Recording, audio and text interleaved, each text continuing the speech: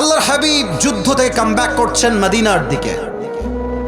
রাত বাজে প্রায় 2টা থেকে 3টা, গভীর অন্ধকার রাত। আল্লাহর হাবিব বললেন সাহাবা একরাম থেকে, তোমরা সবাই ঘুমিয়ে যাও। আর 2জন সাহাবী, এই তোমরা 2জন দাঁড়াও। 2জন সাহাবীকে দাঁড়িয়ে বলছে, তোমরা পাহারা দিবা, এদিকে ওদিকে কেউ না, এদিকে তোমরা পাহারা দিবা, আমরা ঘুমাবো, আমরা উঠবো, তোমরা আবার ঘুমাবা। তো সবাই ঘুমায় গেছে, নবীও ঘুমায় গেছে।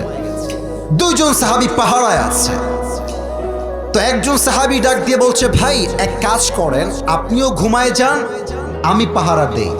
একটু পরে আমি উঠে যাব, আপনি ঘুমায় যাবেন, উভয়ের সমান সমান হবে, উভয়েরই ঘুম হবে, নো প্রবলেম এট অল। আপনি ঘুমায় যান। তাহলে বাকি থাকলো আর কয়জন? বলেন সবাই, কয়জন? একজন। তো ও বসে আছে পাহারা দেওয়ার জন্য। হঠাৎ করে সে ভাবছে যে বসে থেকে কি করব, নামাজে দাঁড়ায় যাই। আল্লাহু আকবার। নামাজ দাঁড়িয়ে গেছে, লম্বা একটা দেহ। দূর থেকে কাফেররা দেখছে একজন বিশাল লম্বা দেহের মানুষ। দূর থেকে আবজা আবজা স্পষ্ট দেখা যায় না। কাফেররা কেউ বলছে এটা গাছ দাঁড়িয়ে আছে, আবার কেউ বলছে মানুষ দাঁড়িয়ে আছে। এক কাফের ডাক দিয়ে বলছে, শোনো, এটা কি গাছ না মানুষ চেক করবার জন্য তীর নিক্ষেপ করো। বিশাল দূর থেকে এইম করে তীর নিক্ষেপ করেছে। প্রথম তীর তার ডান বাহুতে এসে লেগেছে। বাট নামাজে এতটা মনোযোগ ছিল, তীরের আঘাত যে লেগেছে, নামাজের স্বাদ এত বেশি ছিল, প্রথম তীরের আঘাত সে টেরও পায় নাই। জোরে পড়ে সবাই সুবহানাল্লাহ। কাফেররা বলছে আবার তীর মারো। আবার এইম করে বিশাল দূর থেকে তীর মেরেছে ওই সাহাবীর পিঠে। আবার একটা তীর এসে ওই সাহাবীর বাম দিকে ঢুকে গেছে। তখন রক্ত গল গল করে আল্লাহর জমিনে রক্তগুলো পড়তে শুরু করেছে। ওই সাহাবী নামাজ জলদি শেষ করে দিয়েছে। নামাজ শেষ করে আরেকজন যে সাহাবী ঘুমিয়ে আছে তাকে ডাক দিয়ে বলছে, ভাই ওঠো ওঠো। ওই সাহাবী উঠে দেখছে অবাক করা অবস্থা, তার 2 পেটে 2 তীর ঢুকে আছে, রক্তগুলো গল গল করে পড়ছে। ওই সাহাবী ডাক দিয়ে বলছে, ভাই কি হলো, কেমনে এইটা হলো? এই সাহাবী ডাক দিয়ে বলছে, ভাইজান আমি যখন নামাজ দাঁড়ায় গেলাম, প্রথম তীর মেরেছে, আমি টেরই পাই নাই। সেকেন্ড তীর যখন মেরেছে, রক্তের ফোঁটা গলতে গলতে আমার পা অবধি চলে আসছে। আমি চিন্তা করলাম নামাজের মাঝে এমন আমার স্বাদ ছিল, আল্লাহর নবীর জীবন যদি আমার দায়িত্বে না থাকতো, নামাজে এত স্বাদ ছিল আমার। সাহাবা একরামরা বলছে, যদি আমার পিঠে হাজার হাজার তীর নিক্ষেপ করা হতো, যতক্ষণ পর্যন্ত আমার রুহে একটা জান ছিল, ততক্ষণ পর্যন্ত আমি নামাজটাই ছাড়তাম না। শুধুমাত্র নবীর জীবনটা আমার দায়িত্বে আছে, একটাই কারণে, নবীর জীবন যেন কোনো ক্ষতি না হয়ে যায়। এই জন্য আমি সবার আগে খুব দ্রুত নামাজ শেষ করে দিয়েছি। আল্লাহু আকবার। কি নামাজ!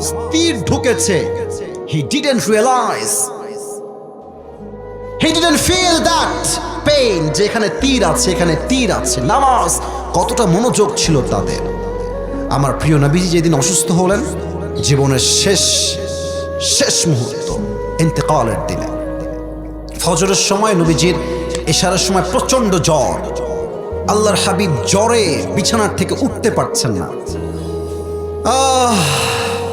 কয়টা হাদিস বলবো নামাজ নিয়ে আপনাদেরকে, ওয়াজ শুনবেন না আজকে আপনারা সবাই?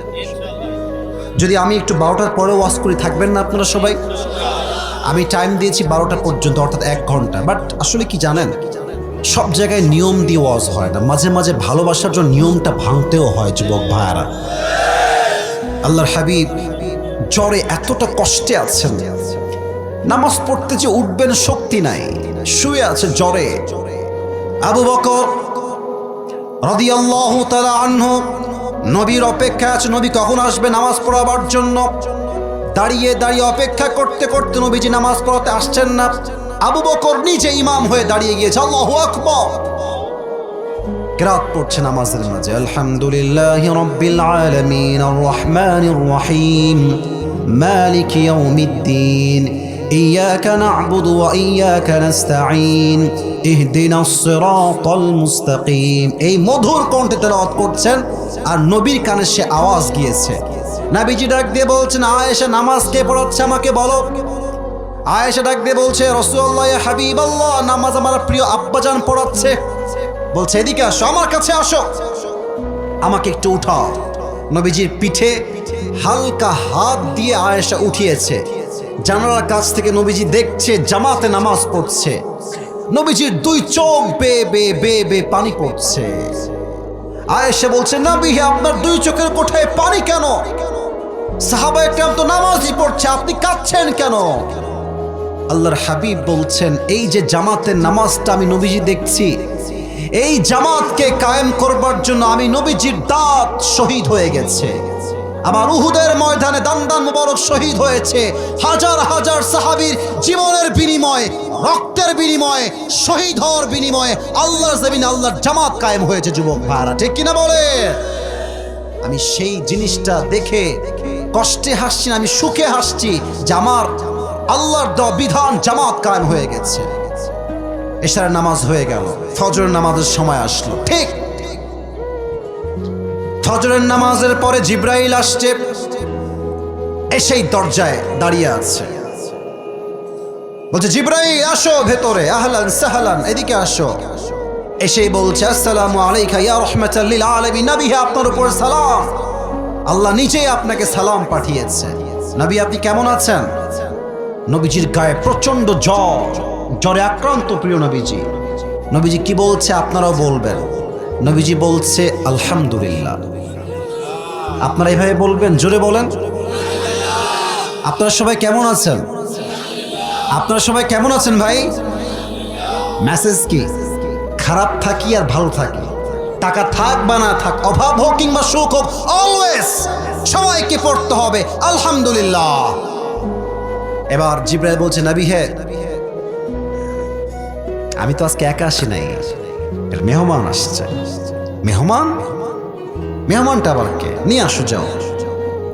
মেহমান আসছে, এসেই বলছে আসসালামু আলাইকা ইয়া রাহমাতাল লিল আলামিন, নবী আপনার উপরে সালাম, আনা মালাকুল মউত, আমি রবের পক্ষ থেকে প্রেরিত মালাকুল মউত, আল্লাহ আমাকে পাঠিয়েছে ইয়া রাসূলুল্লাহ। তবে নবী একটা কথা আপনাকে আগেই বলে ফেলি, আপনি পৃথিবীতে প্রথম মানুষ যাকে আমি আজরাইল নিজে সালাম পেশ করেছি। আমি আগে কখনো কাউকে সালাম দেই নাই।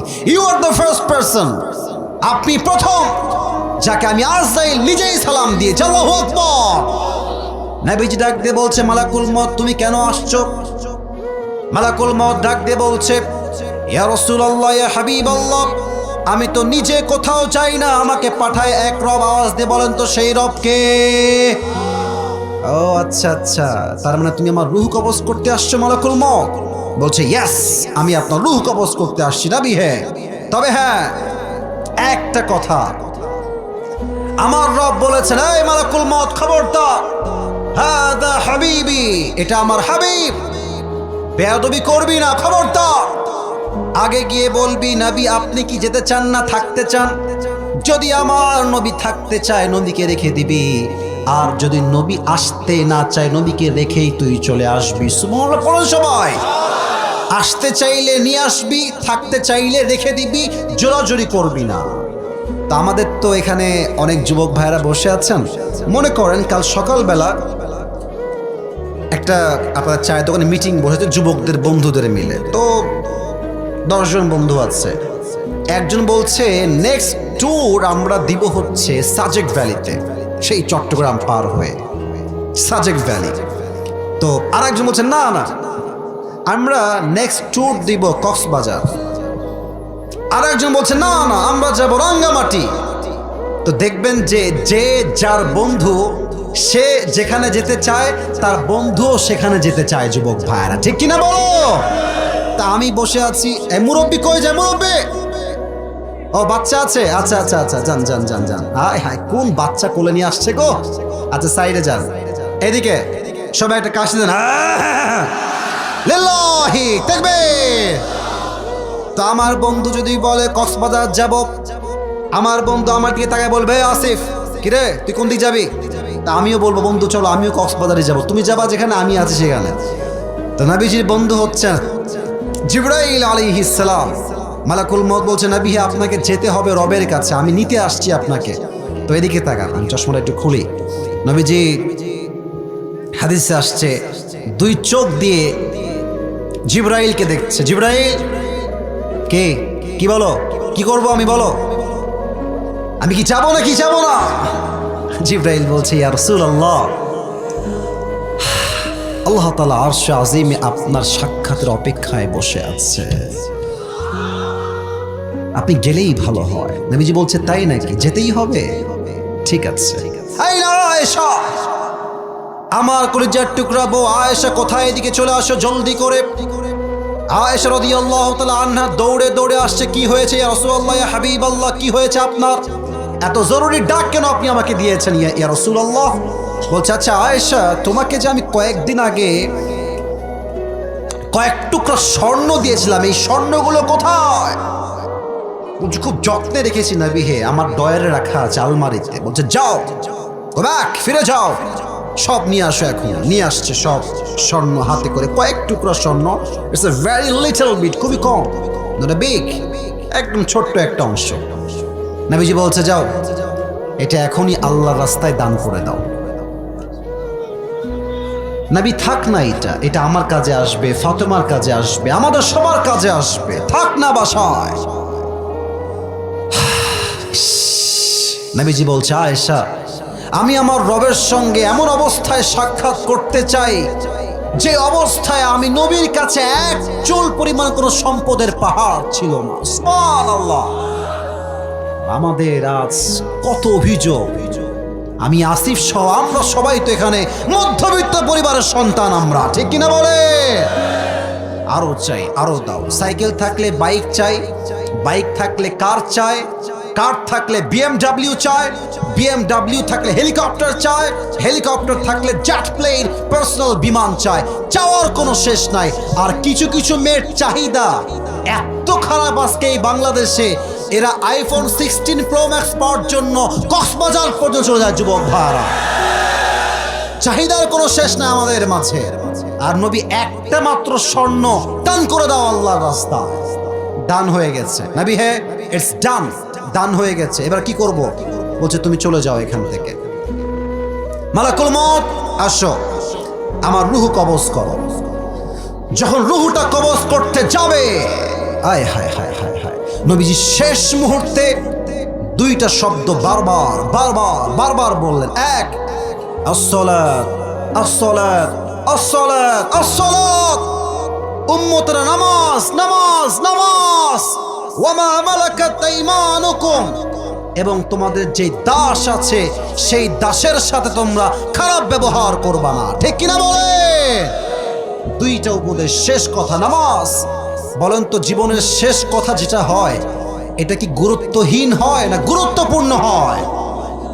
আজহারী সাহেবের নানা নাম হচ্ছে গোলাম সরওয়ার সাইদি হুজুর। উনি বারবার বলতেন, নামাজ নাই যার, ঈমান নাই তার, নামাজ নাই যার, মুসলমান হিসেবে পরিচয় দেওয়ার কোনো অধিকার তার নাই। এই যুবক ভাইরা, ঠিক কিনা বলে? ওমরে ফারুক রাদিয়াল্লাহু তাআলা আনহু, আয় হায়, কতগুলো হাদিস পড়ে আছে। শেষ হাদিস বলছি, শেষ হাদিস। তার কাছে এক যুবক আসছে, তার নাম হচ্ছে আবু লুলু আল মাজুসি। এই ছেলে, একজন লাল গেঞ্জি, বসো। একজন উঠছে, বসো, ওয়াশরুমে যাবা, পরে যাবা, এখন না। আচ্ছা, রাত তো 12টা বেজেই গেছে, আর 5 মিনিট সময় দেওয়া যায় না? সব ঠিকঠাক আছে, দুই একজন লাল আর হলুদ উঠাউঠি করতেছে, এরা মায়ের ডাকেলে সোজা হবে না।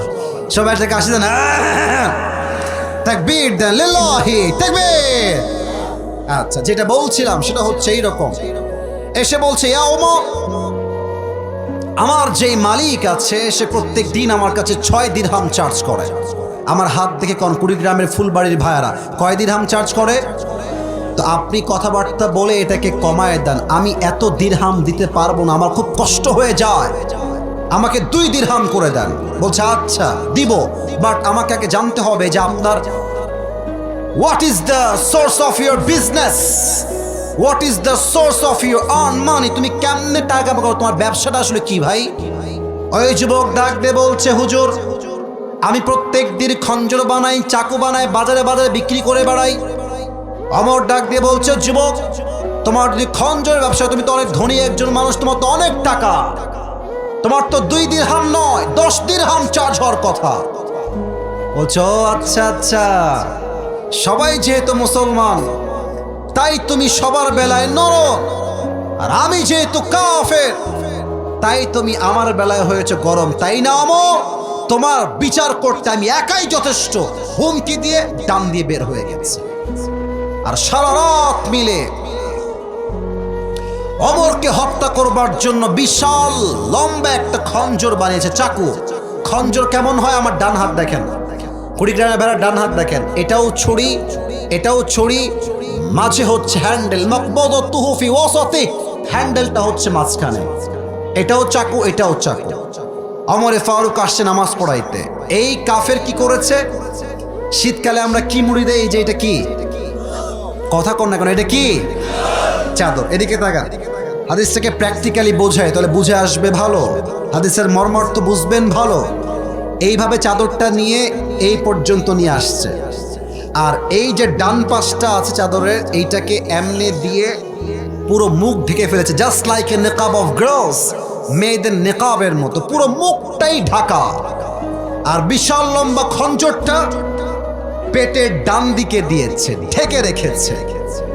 নামাজ পড়তে আসছে ওমরে ফারুক ইমাম হয়ে, এসেই বলছে সফু সফু ফাকুম, কাতা সোজা করো, কাঁধে কাঁধ মিলিয়ে দাঁড়াও, আল্লাহু আকবার। দাঁড়িয়েছেন নামাজে, সানা পড়েছেন, সূরা ফাতিহা পড়েছেন, কিরাত পড়েছেন, আল্লাহু আকবার। রুকুতে গিয়েছেন। যখনই রুকুতে গিয়েছে ওমরে ফারুক পেছন থেকে আবু লুলু আল মাজুসি চাদরটাকে এমনে ধরে উড়াই দিয়েছে, আর এখান থেকে খঞ্জরটা বের করে, আমার পেট দেখেন সবাই, যতটুকু দেখা যায়, as much as you can see my belly side, এটা দেখেন পেটের দিকে, এই ছুরিটা নিয়ে পেছন দিক থেকে এসে সোজা ওমরের এই পেটের ডান দিক থেকে শুরু করে এমনে একটা পোঁচ দিয়েছে, আবার এমনে একটা, আবার তিনটা এমন জোরে পোঁচ দিয়েছে, ওমরের পেট কেটে নাড়ি ভুড়ি সবগুলো বাহিরে বের হয়ে গেছে। ওমরে ফারুক নামাজের মাঝেই চিৎকার দিয়ে বলছে, কতালানি আল কালব, আমাকে একটা কুকুর হত্যা করেছে, আমাকে বাঁচাও, কে কোথায় আছো? এমনি অজ্ঞান হয়ে পড়ে গেছে। আর ওই কাফের হত্যা করে ছুরি দিয়ে আঘাত করে বের হওয়ার সময় যত সাহাবী তাকে ধরতে গেছে সবাইকে এমনে এমনে এমনে যারে পাইছে তারেই গিয়ে ছুরির আঘাত। হাদিসে আসছে 7 জন সাহাবী তার ছুরির আঘাতে জায়গায় জায়গায় স্পট ডেথ, জায়গায় শেষ, জায়গায় মারা গেছে, শহীদ হয়ে গেছে। ওমরে ফারুক অজ্ঞান হয়ে গেছে। সাহাবা একরাম তুলে ডানে নিয়ে আসছে, ডাক্তাররা সব দৌড় দিয়ে আসছে, ওমরের কি হলো, ওমরকে বাঁচাও। পানি নিয়ে আসছে, পানিটা আমার দিকে তাকান, 2 পিঠ এখানে হাত দিয়ে 2 পাশে হালকা করে ওমরকে তুলেছে, আর 2টা ঠোঁট হালকা করে ফাঁক করে এই ঠোঁটের ফাঁকা দিয়ে পানি দিয়েছে। তো ওমরের পেটটা এমনভাবে কেটে গেছে, কুড়িগ্রামের ভাইয়েরা, পানিটা যখন ঢুকেছে গলা দিয়ে নেমে বুক দিয়ে নেমে পুরো পেট এমনভাবে কেটে গেছে, পানিগুলো সব বুক দিয়ে নেমে পেট দিয়ে গল গল করে বাহিরে বের হয়ে গেছে, পানি একটাও থাকে নাই। দুধ নিয়ে আসো ওমরের জন্য, দুধ নিয়ে আসছে, দুধ দিয়েছে, দুধ গলা দিয়ে ঢুকে বুক দিয়ে নেমে পুরো পেট কেটে ফেড়ে গেছে, সবগুলো দুধ গল গল করে পেট দিয়ে বাহিরে বের হয়ে গেছে। হায় হায় হায় হায়। এই দৃশ্য দেখে সাহাবা একরামদের চোখে অঝরে অঝরে পানি ঝরছে। হায় হায় হায় হায়। অর্ধজাহানের খলিফা, এমন এক শাসক যার শাসন আমলে বাঘ আর হরিণ এক ঘাটে পানি পান করেছে। আল্লাহু আকবার। দুধগুলো সব পেট দিয়ে বের হয়ে যাচ্ছে, কিছুই থাকে না। সব সাহাবী বুঝে গেছে ওমরে ফারুক is going to die very soon, সে আর হয়তো বাঁচবে না শেষ সময়। হঠাৎ এক সাহাবী তাকায় দেখছে ওমরে ফারুক তার চোখটা এরকম মিটি মিটি হালকা করে খুলেছে, ভেরি লিটল বিট, একদম ছোট্ট করে। দৌড় দিয়ে আসে, ওমর মা লেখা, ওমর, হে ওমর আপনার কি হয়েছে? আপনি কি ঠিক আছেন কিনা, আপনার শরীর ঠিক আছে কিনা? অমর কোনো কথা বলছে না, সোজা বলছে এদিকে আসো, আর এই ইঙ্গিত করছে কানের দিকে, কানটা মুখের কাছে নিয়ে আসো। ওই সাহাবী দৌড় দিয়ে এসে কানটা মুখের কাছে দিয়েছে, ভেবেছে হয়তোবা ওমরে ফারুক বলবে এই তুমি আমার রাজ্যকে দেখে রেখো, আমার বউকে দেখে রেখো, বাচ্চাকে দেখে রেখো। এই চিন্তা করে তার কানটা ওমরের মুখের কাছে নিয়েছে।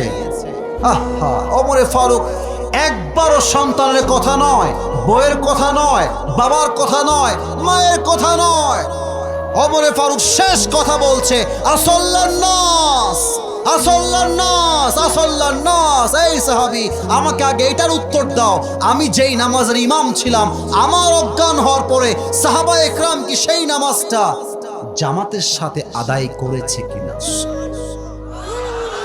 জোরে সোরে সুবহানাল্লাহ পড়তে পারলেন না আপনারা সবাই মিলে? আল্লাহু আকবার। একটা মানুষের পেট কেটে গেছে, নাড়ি ভুড়ি বের হয়ে গেছে, পুরো রক্তাক্ত জায়গা, মারা যাবে সে কিছুক্ষণ পরে। কোন সাহাবী যার দুনিয়াতেই জান্নাতের টিকিটটা কনফার্ম হয়ে গেছে? এই মানুষটা সব ভুলেছে, নামাজ ভুলে নাই। আর আজ কুড়িগ্রামে, রংপুরে, নীলফামারীতে আজান হচ্ছে মসজিদে, আর যুবক মোড়ে মোড়ে দাঁড়িয়ে দাঁড়িয়ে পাবজি এবং ফ্রি ফায়ার খেলে বেড়াচ্ছে।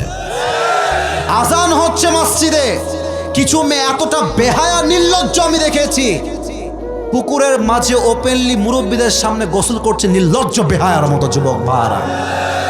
আজান হচ্ছে মসজিদে, চায়ের দোকানে বসে বসে মুরব্বীরা বিড়ি টানছে, আর চায়ের দোকানে হিন্দি গান বাজছে ফুল ভলিউমে, যুবক ভাড়া। ঠিক কিনা বলো? ঠিক আপনি একদিন হবেন, তবে হ্যাঁ একদিন ঠিক হবেন, তবে এই যৌবনের জ্বালা বড় জ্বালা। একটা ছোট্ট গল্প মনে পড়ে গেল, এটা বলেই ওয়াজটা শেষ করতে চাই। বলা কি যাবে নাকি? যাবে নাকি যাবে না? ওই এক সাপে আর ব্যাঙে ছিল চরম বন্ধুত্ব। এতগুলো হাদিসের মাঝে গল্প না বলে শান্তি পাচ্ছি না, গল্পটা বললে বুঝবেন জানি কি বোঝাতে চাই। সাপে আর ব্যাঙের চরম বন্ধুত্ব। তো একদিন ব্যাঙ বলছে সাপ, বন্ধু তোমার যে চেহারা জাস্ট ওয়াও, তোমার যে গায়ের রং just looking like a wow, তুমি তো জাস্ট ওয়াও বন্ধু, তোমার চেহারা সুন্দর, তোমার গায়ের রং সুন্দর, তোমার যে ফসফস করো এমনে ছবল তোলো, wow, amazing, cool, damn, excellent, fabulous, genius, awesome, অনেক সুন্দর লাগে বন্ধু তোমাকে দেখতে আমার। তবে হ্যাঁ বন্ধু, তোমার একটা বিষয় আমার একদমই ভালো লাগে না। তো সাপ বলছে কি কি বিষয় ভালো লাগে না তোমার বন্ধু? বলছে বন্ধু সবই ঠিকঠাক আছে, চেহারাও সুন্দর, রঙও সুন্দর, ফসফসও ঠিকঠাক, কিন্তু বন্ধু তুমি যখন রাস্তা দিয়ে হাঁটো তিরিং বিরিং করে হাঁটো, এটা আমার ভাল লাগে না, সোজা হয়ে হাঁটা যায় না বন্ধু। সাপ বলছে বেয়াদব, এত বড় সাহস, তুই সাপের ভুল ধরিস। ফস করে উঠছে, খাইয়ে ফেলবে এখনই, ফস করে উঠছে। ব্যাঙ বলছে ও বাবা, এত প্রশংসা করলাম, একটাও ভাল লাগলো না, একটা বদনাম করলাম, গায়ে লেগে গেল তোমার বন্ধু। এক লাফ দিয়ে পড়ছে পুকুরের ভেতরে। এই যে সাপ ফস করে উঠেছে, এই পাশে ছিল এক রাখাল মামা। কে রে ফস করলো? দৌড় দিয়ে আসছে, দেখছে মাশাআল্লাহ সাপ বাবাজি এমনে আছে, আর রাখালের হাতে ছিল বিশাল বড় এক লাঠি, বিসমিল্লাহ বলে জায়গাতেই শুরু করে দিয়েছে। মার শালাকে ধরে মারা শুরু করছে সাপকে। 5 মিনিটে মেরে একদম সমান সোজা করে ফেলছে। এখন 2 ঘন্টা পর ব্যাঙ বলছে কি রে বন্ধুর কোনো ফসফস নাই, বন্ধু গেল কোথায়? ব্যাঙ উঠে আসছে পুকুর থেকে, দেখছে বন্ধু আমার ফসফস নাই, সোজা হয়ে আছে। কাছে গিয়ে দেখে কি রে বন্ধু সোজা কেমনে হইল? দেখছে বন্ধুর ফেনা মেনা কিছু নাই, সব ফেনা বের হয়ে গেছে, জীবন্তই নাই, মরেই গেছে আমার বন্ধু। এবার ব্যাঙ সাপের লাশের কাছে এসে বলছে বন্ধু সোজা তো আপনি হইলেন, তবে ফেনা থাকতে আর সোজা হইতে পারলেন না, ফেনা বের হয়ে আপনি সোজা হইলেন। তো যুবক, নামাজি তুমি একদিন হবা, নামাজ তুমি একদিন পড়বা, তবে যৌবনের জ্বালা বড় জ্বালা। এই জ্বালা যেই দিন শেষ হবে, হায়াত শেষ মুহূর্তে আসবে, সেই দিন নামাজি হতে মনে চাইলেও 5 ওয়াক্ত নামাজ তুমি শরীরের বার্ধক্যের জন্য ঠিক মতো আদায়ও করতে পারবা না, ঠিক কিনা বলো? সময় থাকতে ভালো হয়ে যাও। ওই একটা কথা মনে পড়ে গেল, শেষ কথা এটাই বলে শেষ করে দেই। ওই এক মুরব্বী সারা জীবন ছিল বদমাইশ, সারা জীবন যুবক বয়সে তামা করে ফেলছে বদমাইশি করে, এখন শেষ বয়সে এসে হস টস করে অনেক ভালো হয়ে গেছে। এরকম লোক বাংলাদেশে আছে না? না, ওয়াজ এভাবে বললে ওয়াজ করা যাবে না, আছে না? নাই বলে সারা জীবন মানুষের হক মেরে খায়, জমিন মেরে খায়, এই সেই মারামারি করে এলাকার সবাই চেনে, এটা বদমাইশ নাম্বার 1। বয়সের শেষ জীবনে গিয়ে হাজি সাহেব হয়ে মাশাআল্লাহ ইয়ার ইয়ে তো আভি কবি জান্নাত সে ভাগ কে দুনিয়া আমি আই, হ্যাঁ, জুব্বা টুব্বা পরে ভালো হয়ে যায়। তো এক ছেলে সাদা জুব্বা, পিচ্ছি বসো, এদিকে তাকান। এক ছেলে তার বাপকে মেরে ফেলেছে, হত্যা করে ফেলছে একেবারে। এখন এই হত্যার দায় কেমনে ঠেকাবে? কে বুদ্ধি দিবে? কাউকে পায় না, সবার কাছে যায়, ভাই কি বুদ্ধি, হত্যার মামলা থেকে বাঁচবো কেমন করে? তো কেউ বুদ্ধি দিতে পারছে না। তো একজন মুরব্বী বলছে, শোন, এই যে আমাদের এলাকার আগে বদমাইশ ছিল একটা মুরব্বী, আগে খুব বদমাইশ ছিল, এখন ভালো হয়ে গেছে, ওর কাছে যা, ও একটা বুদ্ধি দিয়ে দিবে। তো সে মুরব্বীর কাছে আসছে, এসে বলছে, চাচা বিপদে পড়ে গেছি। কিরে কি করেছিস তুই? ভাতে যাই দিঘায় কি করেছিস? বলছে, বাপকে মাইরা ফেলছি, একেবারে জায়গায় শেষ করে ফেলছি, এখন এই দায় ঠেকাবো কেমনে, মামলার দায় ঠেকাবো কেমনে? চাচা দেখেন কি বদমাইশ, মানে যে ভালো বয়সে হয় না, যুবক বয়সে, সে আসলে কখনোই ভালো হতে পারে না। যুবক ভাই কথা ঠিক আছে কিনা বলো? তো চাচা বলছে, কি এত বড় বদমাইশি কথা? আমি ভালো হয়ে গেছি, আমি এসব করি না এখন আর। যদি আমি ভালো না হতাম তাহলে বলতাম যে তুই মেরেই ফেলেছিস, এখন দড়িতে টাঙায় রেখে দে, কিন্তু যেহেতু ভালো হয়ে গেছে তাই আমি বুদ্ধিটা দিব না। বুদ্ধি কি আসলে দিয়েছে নাকি দেয় নাই? কি বদমাইশ দেখেন কি বলতেছে, যে আমি যেহেতু ভালো হয়ে গেছি তো তাই এগুলো বুদ্ধি দিব না। যদি আগের মতো থাকতাম তাহলে বলতাম যেহেতু মেরেই ফেলেছিস এখন রশি দিয়ে টাঙায় রেখে দে, মানুষ ভাববে ফাঁসি নিয়ে মরে গেছে, যেহেতু ভালো হয়ে গেছি আর বলবো না। তার মানে যে যুবক বয়সে ভালো হতে পারে না সে আসলে কখনোই আর ভালো হতে পারে না, ঠিক কিনা বলে? অতএব নামাজে ডাকলে তোমরা বলো, ভাই প্যান্ট খারাপ, কাল থেকে শুরু করব। এরকম বাটপাড়া আছে না? এই তোর প্যান্ট খারাপ কেন, তুই কি বিয়ে করছিস নাকি?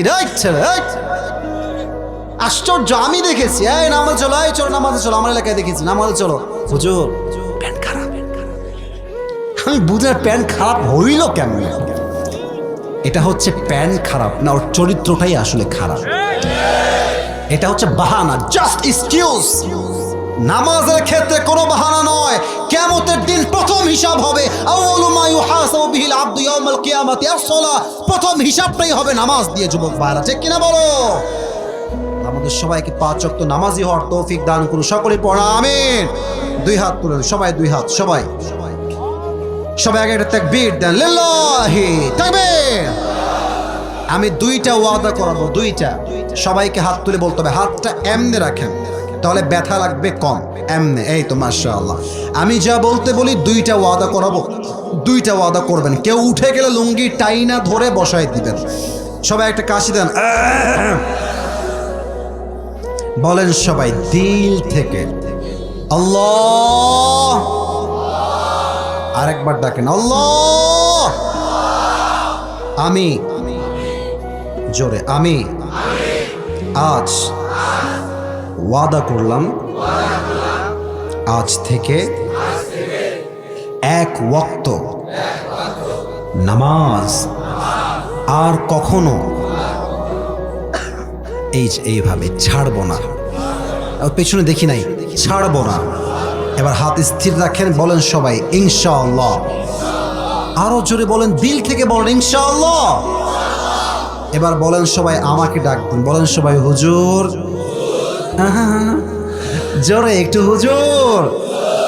আমরা ওয়াদা দিলাম দোয়া শেষ না করে আমরা কেউ, জোরে কোন, আমরা কেউ এই মাহফিল থেকে উঠে যাব না। বলেন সবাই হাত তুলে এমনি ইনশাআল্লাহ। হাত নামান। এবার কেউ উঠে গেলে সে মুনাফিক হয়ে যাবে। আমার কথা না, নবীর কথা। লা ঈমান লাহ লিমান লা আমান লাহ, যার কথা ঠিক নাই তার ঈমানের ঠিক নাই কুড়িগ্রামের ভাইরা। এবার দেখা যাক টুপিটা কে পায়। আমি পুরো ওয়াজকে সারাংশ করে জাস্ট উইদিন 1 or 2 minutes আমি বলে ফেলছি, পুরো ওয়াজের সারাংশ বলছি। একটু কাশি দেই সবাই মিলে, লিল্লাহি তাকবীর। আজ আলোচনার মূল বিষয়বস্তু ছিল নামাজ। বলেন সবাই, আলোচনার মূল বিষয়বস্তু ছিল কি? নামাজের অর্থ আমি 3টা বলেছিলাম। এক, মাথায় রেখে দেন, নামাজ মানে সম্পর্ক। নামাজ মানে যে নামাজ পড়ে তার সম্পর্ক কার সঙ্গে হয়ে যায়? বলেন সেই রবকে। 2 নাম্বার, নামাজ মানে হচ্ছে, কে বলতে পারে? মুখ ফিরানো। নামাজ মানে কি? মুখ ফিরানো। ইন্নী ওয়াজ্জাহতু ওয়াজহিয়া লিল্লাযী ফাতারাস সামাওয়াতি ওয়াল আরদা হানিফা ওয়া মা আনা মিনাল মুশরিকিন। নামাজ মানে মুখ ফিরানো। 3, নামাজ মানে হচ্ছে গেট ক্লোজার, নিকটবর্তী হওয়া, কাছে যাওয়া। ফাসজুদ ওয়াক্তারিব, prostrate and be closer to me. আল্লাহ বলছেন বান্দা সিজদায় লুটিয়ে পড়, তুই আমার সবচেয়ে কাছের বান্দা হয়ে যাবে। সুবহানাল্লাহ পড়ে সবাই। এই হচ্ছে নামাজের অর্থ। 2 নম্বরে বলেছিলাম যে এই নামাজ এমন একটা জিনিস, সাজদা, এটা কি কোনো মাজারে হবে না কার কাছে হবে? কেন হবে? উত্তর দিবেন যে হুজুর নামাজটা ফরজ হয়েছে এই জন্য, আমার পুরো জীবনটা আমাকে আল্লাহ দিয়েছেন। হাত, নাক, চোখ, বাড়ি, গাড়ি, টাকা পয়সা, বউ, সম্পত্তি, স্ট্যাটাস সব আমাকে দিয়েছেন আল্লাহ। অতএব এই মাথা যদি কারোর সামনে ঝুঁকে, এটা মাজারের সামনে নয়, বাবার সামনে নয়, পীরের সামনে নয়, একমাত্র আমার মাথা ঝুঁকবে মুসলমান হিসেবে আমার রবের সিজদায়। ঠিক কিনা বলে? So it has been made obligatory upon the Muslims people. এটা হচ্ছে ফরজ নামাজ। এটা কি নামাজ? 2 নম্বর চ্যাপ্টার শেষ। 3rd, নামাজ এই জমিনে এটা কি অপশনাল হবে না বাধ্যতামূলক হবে? প্রত্যেকটা অফিসের চেম্বারে কি লেখা থাকবে? নামাজ পড়া বাধ্যতামূলক, নামাজ না পড়িলে চাকরি। এই নিয়ম হলে এই দেশে কি সুদ থাকবে, ঘুষ থাকবে, জেনা থাকবে, ধর্ষণ থাকবে, ডাকাতি থাকবে, চুরি থাকবে? নামাজ পড়তে হবে বাধ্যতামূলক। অফিসে, আদালতে, জজ কোর্টে, হাইকোর্টে, বঙ্গভবনে, গণভবনে, সংসদ ভবনে, থানাতে, স্কুলে, কলেজে, সব জায়গায় নামাজ হবে বাধ্যতামূলক। সমস্ত ধর্ষণ বন্ধ হয়ে যাবে আল্লাহর জমিন থেকে। ঠিক কিনা বলে? আচ্ছা, এটা গেল। 4 নাম্বার বলেছিলাম যে নামাজ আমাদেরকে অন্যায় থেকে বাঁচায়, আল্লাহ তাআলা নিজেই বলেছেন। কিন্তু আমাদের মাঝে অনেক লোক আছে নামাজও পড়ে, আছে না আছে না আছে না? আচ্ছা, নামাজও পড়ে সুদও খায়, নামাজও পড়ে। অনেক যুবক জর্দা তো খায়, অনেক যুবক নামাজও পড়ে পর্নোগ্রাফিও দেখে, নামাজও পড়ে হিন্দি গানও শুনে যুবক ভাড়া। ঠিক কিনা বলো? তো হুজুর আল্লাহ বললেন নামাজ অন্যায় থেকে বাঁচায়, বাট নামাজ আমি পড়ছি, still I am watching pornography, still I am listening to music, আমি গান শুনছি, পর্নোগ্রাফি দেখছি, তাহলে অর্থ কি হবে? এর ব্যাখ্যা হচ্ছে 3টা। বলেন সবাই, কয়টা? 1, নামাজ আমরা নামাজের মতো পড়ি না, লাগবে 10 মিনিট, দেই মাত্র 4 মিনিট, এরকম আছে না? আচ্ছা, 1 নাম্বার। 2, নামাজে আমরা যা পড়ি তা আমরা বুঝি না।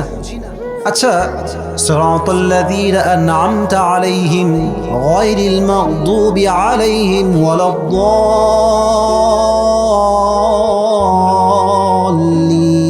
আল্লাহু আকবার। অর্থ কয়জন পারেন? সবাই পারেন না, আমি জানি কিছু লোক পারেন, বাট সবাই পারেন না। কাউকে লজ্জা দিতে জিজ্ঞেস করছি না। মূল উদ্দেশ্য হচ্ছে আমরা যা পড়ি তা আমরা বুঝি না, যা আমরা বুঝি না তা পড়লে আমরা কেমন করে বুঝবো যে আমরা কি পড়ছি যুবক ভাইরা? ঠিক কিনা বলেন? যা পড়ি তা বুঝি না। 3 হচ্ছে নামাজ পড়ি মসজিদে, দেহ থাকে মসজিদে, বাট মন ঘুরে বেড়ায় পার্কে, মন ঘুরে বেড়ায় টিকটকে, মন ঘুরে বেড়ায় মেসেঞ্জারে, মন ঘুরে বেড়ায় ফেসবুকে। ঠিক কিনা বলেন? নামাজে মন নাই যার, ওই নামাজ দিয়ে 2 পয়সা মানুষ অন্যায় থেকে বাঁচতে পারবে না। ঠিক কিনা? 4 নাম্বার শেষ। 5 নাম্বার বলেছিলাম নামাজের গুরুত্ব কাকে বলে। 5 নাম্বারটা সবচেয়ে সহজ। গুরুত্বের ক্ষেত্রে আমি 2টা হাদিস বলেছি ইন ভেরি শর্টকাট ওয়ে, একদম ছোট্ট করে বলেছিলাম। আমার প্রিয় নবী যখন মারা যাবেন ইন্তেকালের শেষ মুহূর্তে, উনি 2টা বিষয় উল্লেখ করেছেন, 2টা কথা। প্রথমটাই ছিল কুড়িগ্রামের সাউন্ডে হয় না, বলেন সবাই প্রথমটা কি? আবার কোন প্রথমটা কি? আরেকবার প্রথমটা কি?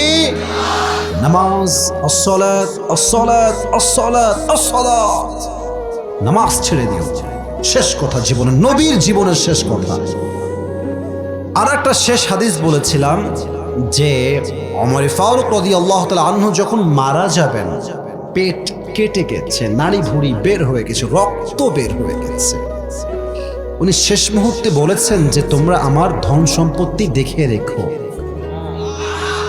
আপনারা ইয়েস নাকি নো বলেন সবাই আগে।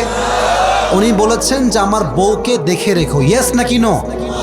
উনি বলেছেন আমার সন্তানকে দেখে রেখো, ইয়েস নাকি নো? নো। উনি শেষ কথা কি বলেছেন? নামাজ নামাজ নামাজ। আল্লাহু আকবার।